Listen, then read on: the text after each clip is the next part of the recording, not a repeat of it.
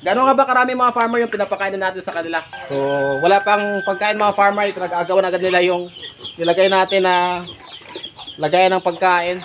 So, gustong-gusto nila mga farmer yung wet feeding kasi nga ito yung nakasanayan nila.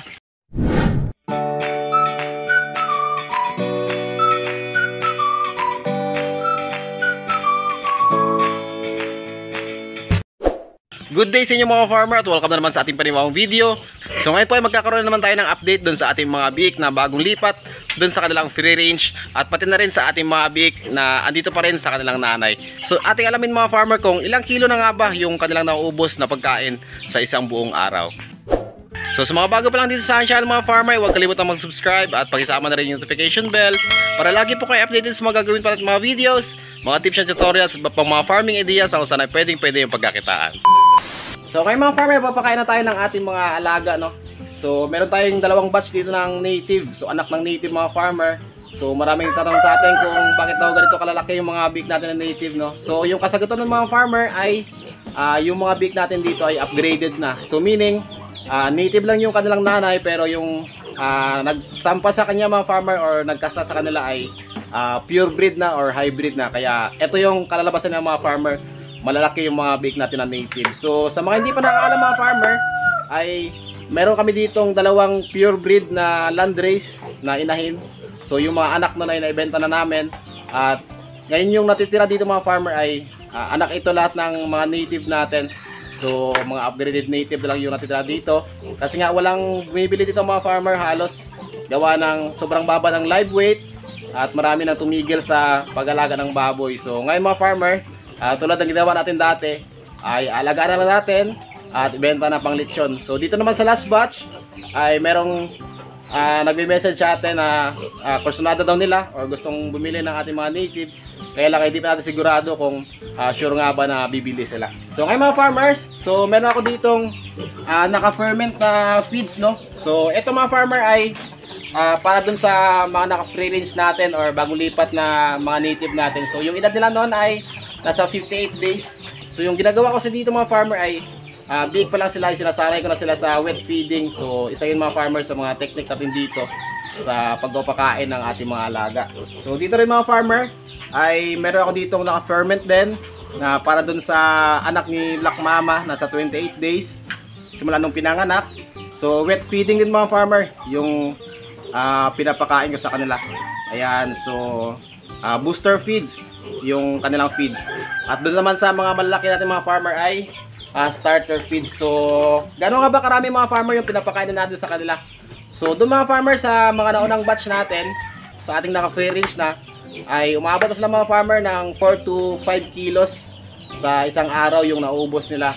So sa edad kasi nila mga farmer na 58 days old, so kung susundin natin yung standard talaga ay nasa 500 to 700 grams yung pwede nilang ubusin sa isang araw sa kada biik. So ngayon mga farmer ay in-average natin sa 4.5 kilos to 5 kilos a day yung pinapakain natin sa kanila. Kasi nga nasa 8 piraso yung mga farmer yung naka-free range natin. And so yung ating naka-ferment dito mga farmer ay nasa 1.5 kilo ito. So yung pagpapakain ka naman mga farmer na ginagawa ay 3 beses sa isang araw, no. So sa umaga 1.5 to 2 kilos at sa tanghali naman ay 1.5 at ganoon din sa hapon 1.5 kilos din. Ayan. So sa mga bata naman natin ng mga biik mga farmer na nag-iedad ng 28 days old, so yung naubos naman nila mga farmer ay nasa 2 to 3 kilos sa isang araw. So ito mga farmer nasa kalahating kilo ito yung na-ferment ko dito. So, kasi ngayon ginagawa ko mga farmer, oras-oras ako sa kanila nagpapakain. Kaya 0.5 kilos lang.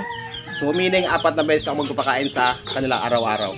So ngayon naman mga farmer ay maglalagay tayo ng vitamins dito sa ating pakain ng ating mga alaga, no. So kahit na natives lang mga farmer, kinakailangan pa rin na bigyan sila ng vitamins para makaiwas sila sa pagkakaroon ng sakit at magiging malusog yung kanilang pangangatawan.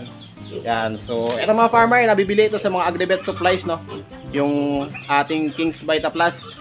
So ang kagandaan nito mga farmer, naglalaman ito ng multivitamins, minerals, plus amino acids, electrolytes, at marami pang mga vitamins and minerals na sadyang nakakatulong para sa ating mga alaga.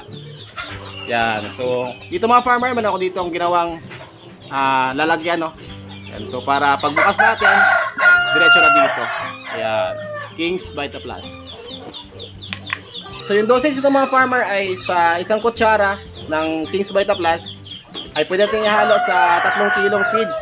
Or kapag sa tubig naman ay isang kutsara sa 4 na litrong tubig. Ayun. So dito mga farmer, meron tayo ditong 1.5 kilo na feeds na Plenarment. So yung bibigyan natin mga farmer na King's Vita Plus ay kalahati lamang. At dito rin mga farmer, lagyan din natin ng 1/4 dito sa kabila. Yan. Tapos sarado natin at hahaluin.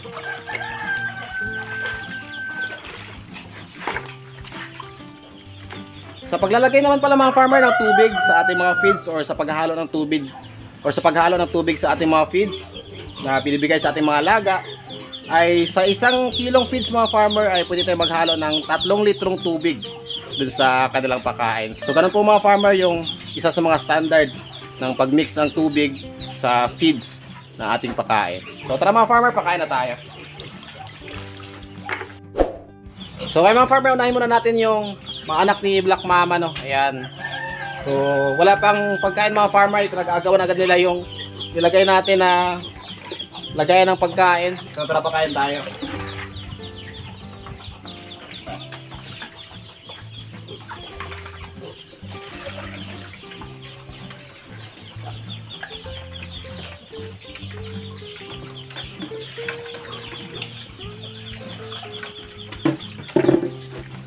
So yung mga farmer, pinagagawan agad nila yung nilagay natin. Yan.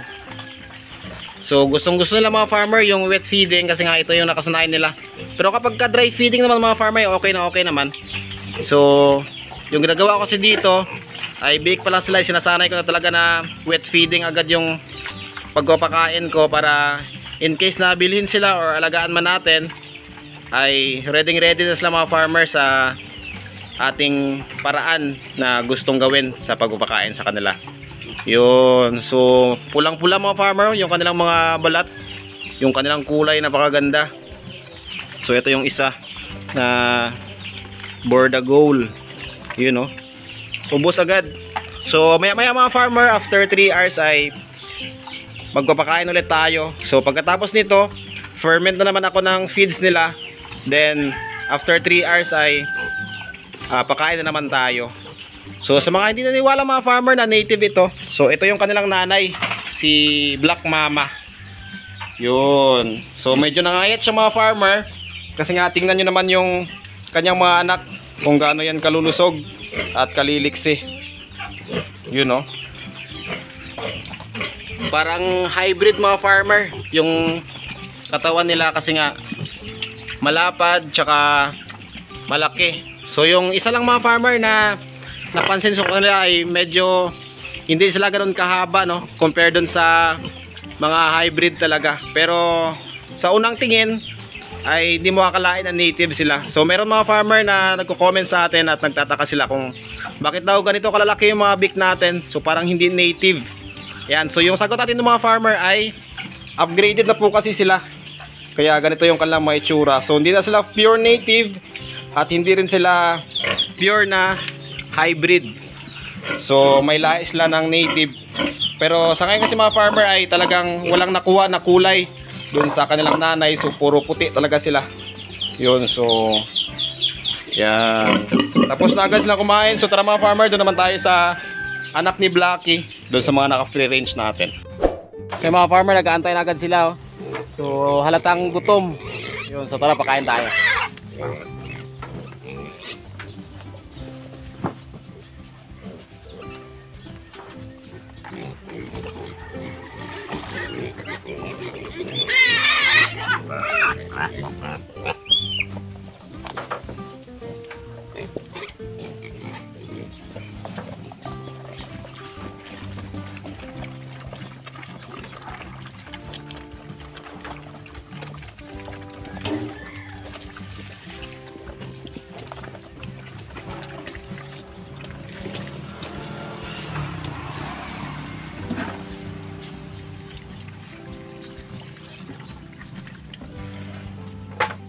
So ayun mga farmer, kumakain na sila.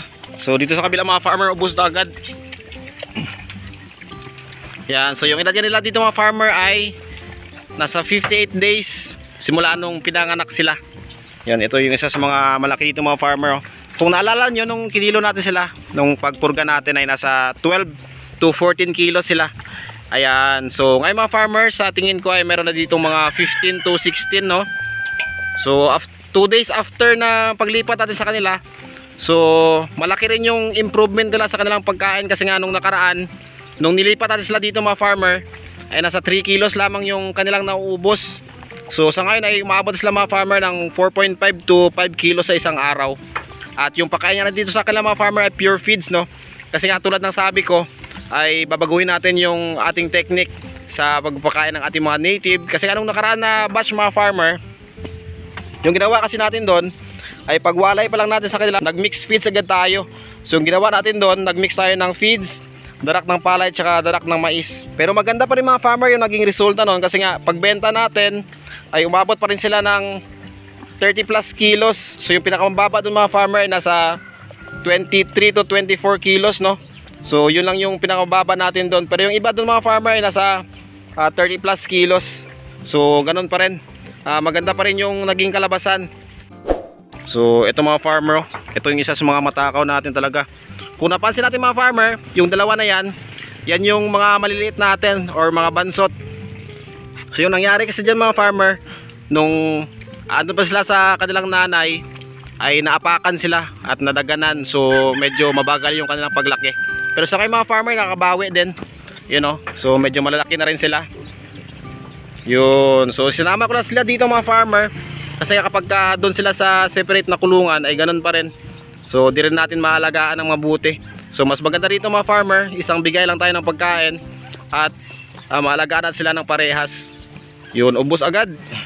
So ibig sabihin mga farmer, after 2 days ay mag-adjust na naman tayo ng kanilang pagkain. So tulad din ng sabi ko mga farmer, hindi tayo nagbe-base dun sa feeding guide ng mga feed company. So nagbe-base tayo sa kayang ubusin ng ating mga alaga.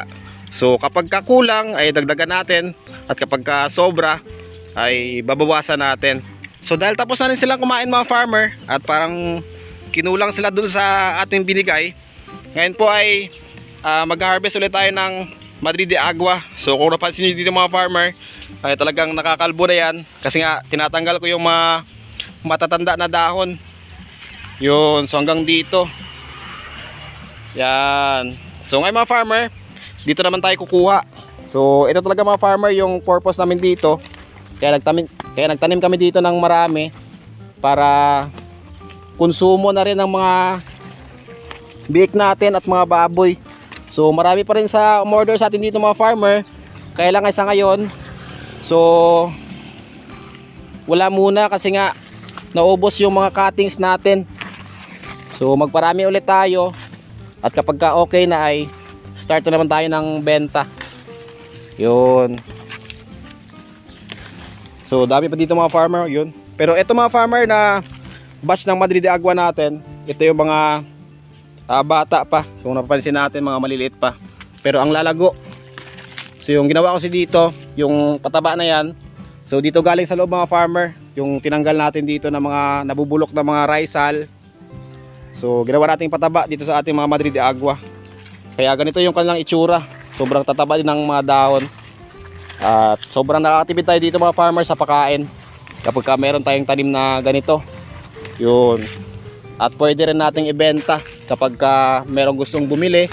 Kasi nga sa panahon ngayon mga farmer, ay talagang marami na rin yung nahihilig sa pagko-farming. Kaya napagandang itanim ito para dun sa ating mga alaga. So mga farmer, bigay natin pang merienda. Di. Yun o. Pang merienda. Yun. Sabak agad.